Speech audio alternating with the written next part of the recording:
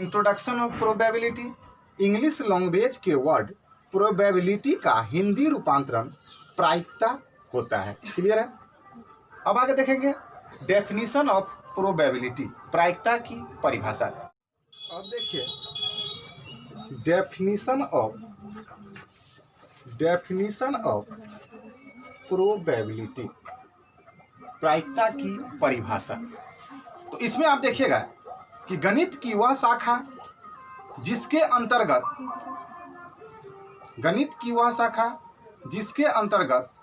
किसी घटना के घटित होने की निश्चितता के संख्यात्मक मान को दर्शाया जाता है, गणित के इस शाखा को प्रोबेबिलिटी प्रायिकता कहा जाता है।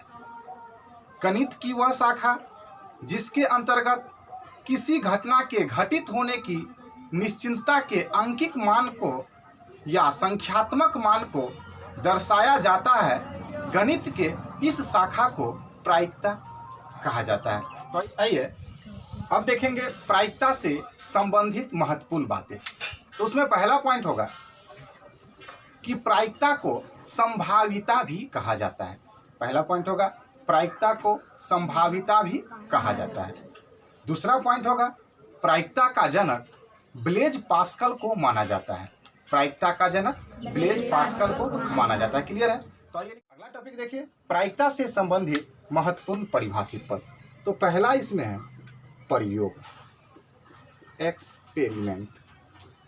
पहला इसमें है प्रयोग, एक्सपेरिमेंट।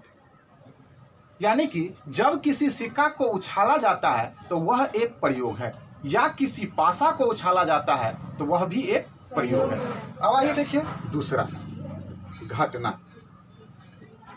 घटना, इवेंट। तो इसमें क्या होता है कि जब किसी सिक्का को उछाला जाता है तो वह एक प्रयोग है, जबकि उस सिक्का को उछालने पर हेड या टेल आना एक घटना है। ठीक इसी तरह जब किसी पासा को उछाला जाता है तो वह एक प्रयोग है, जबकि उस पासा को उछालने पर 1, 2, 3, 4, 5 या 6 आना एक घटना है। अब अगला होगा इसमें तीसरा अभिप्रयोग।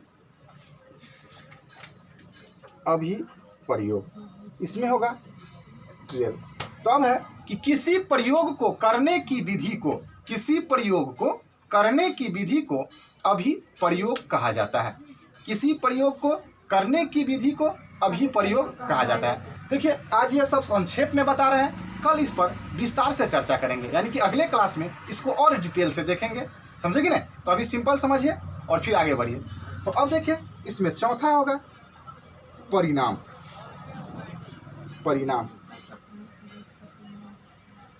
देखिए किसी प्रयोग को करने पर जो कुछ भी नतीजा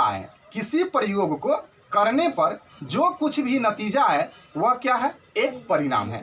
दिक्कत है किसी को। अब अगला है इसमें प्रतिदर्श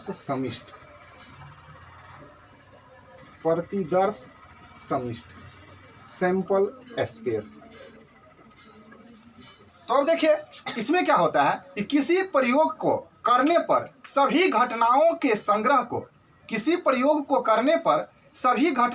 संग्रह को प्रतिदर्श समिष्ट कहा जाता है। तो अब इसका और विस्तार से अगले क्लास में देखेंगे। अभी के लिए इतना ही। आगे बढ़िए रूल्स ऑफ प्रोबेबिलिटी। समझिए कि रूल्स ऑफ प्रोबेबिलिटी, प्रायिकता के नियम।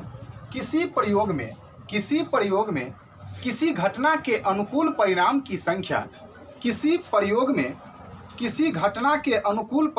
संख्या एवं संभव परिणाम की कुल संख्या के अनुपात को उस घटना के घटित होने की प्रायिकता माना जाता है।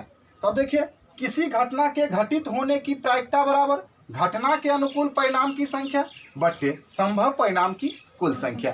क्लियर है। दिक्कत है किसी को। तो अब देखिए इस पर आधारित कुछ प्रश्न। तो देखिए इस पर आधारित एक प्रश्न देखिए कि किसी सिक्का को उछालने पर शीर्ष आने की प्रायिकता। अभी पहले आपको बताया है कि किसी सिक्का को उछालना एक प्रयोग है, जबकि उसका हेड या टेल आना यानी कि शीर्ष और पृष्ठ आना एक घटना है। दिक्कत है किसी को?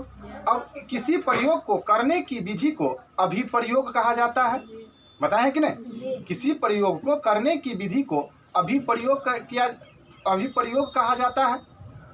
किसी अभिप्रयोग या प्रयोग का जो नतीजा प्राप्त होता है वही परिणाम है, और सभी परिणाम के संग्रह को सैंपल स्पेस प्रतिदर्श समिष्ट कहा जाता है, और प्रतिदर्श समिष्ट को कैपिटल एस द्वारा सूचित किया जाता है। तो यहाँ देखिए संग्रह यही ना हुआ, किसी घटना के परिणामों का संग्रह यही ना है।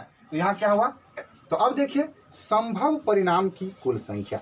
तो किसी सिक्का को उछाला जाएगा तो कै गो संभव परिणाम होगा? या तो हेड आएगा या तो टेल आएगा। तो संभव परिणाम की कुल संख्या, तो संभव परिणाम की कुल संख्या यहाँ क्या होगा?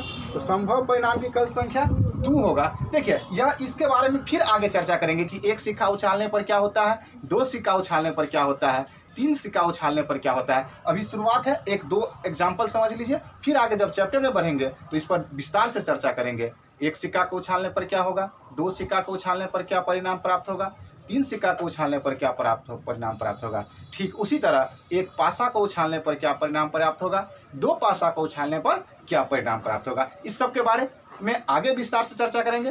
पहले बेसिक समझिए, फिर आगे देखेंगे क्लास 10 का सिलेबस। अभी क्लास 9 का जो बेसिक है उसको अभी बता रहे हैं। तो अब देखिए संभव परिणाम की कुल संख्या क्या होगा? 2 होगा। अब देखिए शीर्ष, तो इसमें शीर्ष तो एक गो ना आ रहा है रे, हेड या टेल आता है, इसमें शीर्ष एक गो है। तो क्या होगा? घटना के अनुकूल, तो घटना के अनुकूल परिणाम की संख्या। तो घटना के अनुकूल यानी कि शीर्ष आने की संख्या, तो शीर्ष कै गो आएगा? एक गो ना शीर्ष आएगा। तो इसीलिए शीर्ष आने की प्रायिकता, तो शीर्ष आने की प्रायिकता बराबर, तो शीर्ष आने की प्रायिकता बराबर, तो शीर्ष आने की प्रायिकता, तो देखिए प्रायिकता बराबर होता है घटना के अनुकूल परिणाम की संख्या बट्टे संभव परिणाम की कुल संख्या। तो घटना के अनुकूल परिणाम 1 है और संभव परिणाम की कुल संख्या 2 है। क्लियर है? किसी को समझने में दिक्कत है? तो अब देखेंगे अगले क्लास में प्रायिकता से संबंधित महत्वपूर्ण परिभाषित पद का विस्तार से चर्चा करेंगे। उस समय आपको बताएंगे परिणाम, प्रयोग, अभिप्रयोग, घटना, प्रतिदर्श समिष्ट, इस सब के बारे में पूरी विस्तार से आपको बताएंगे। तो अभी तक के लिए